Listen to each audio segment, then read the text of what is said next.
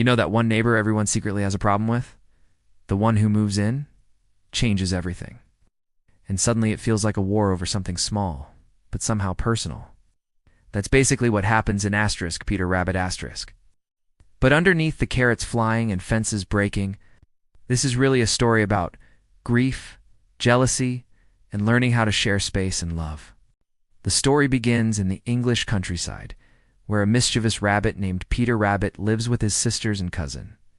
Their father once raided Mr. McGregor's garden. So yes, right from the start, this movie quietly tells us something heavy. Peter laughs, he jokes. He causes chaos, but there's loss underneath it. The old Mr. McGregor hates the rabbits. The rabbits hate him back. It's a daily battle over vegetables. Then one day, Mr. McGregor suddenly dies, and for the first time, the garden is free.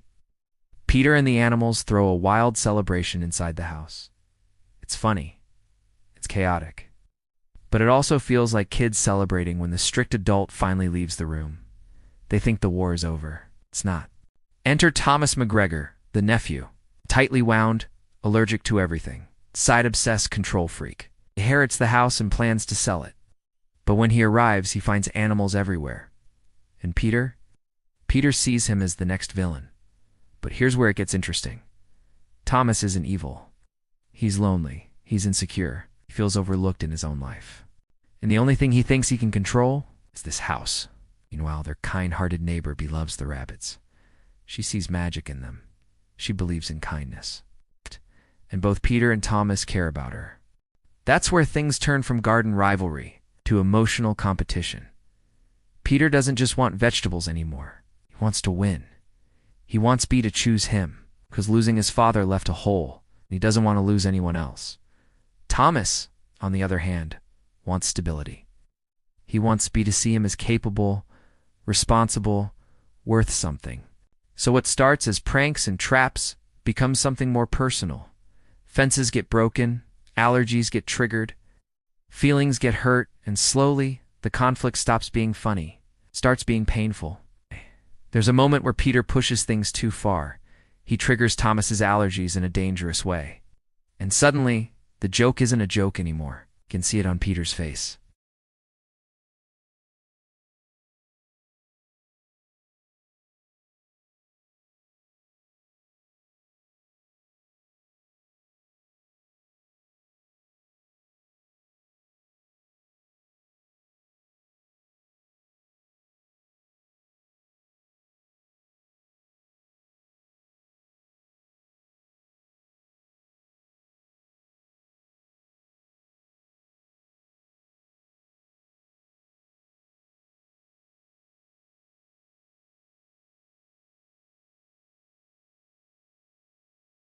But because we're afraid, eventually everything falls apart.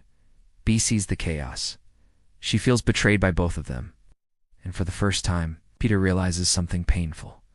He became the very thing he hated. Selfish, destructive, blind to others. So he does something brave. He apologizes. Not dramatically, not perfectly. And Thomas does too. They both step back. They both let go.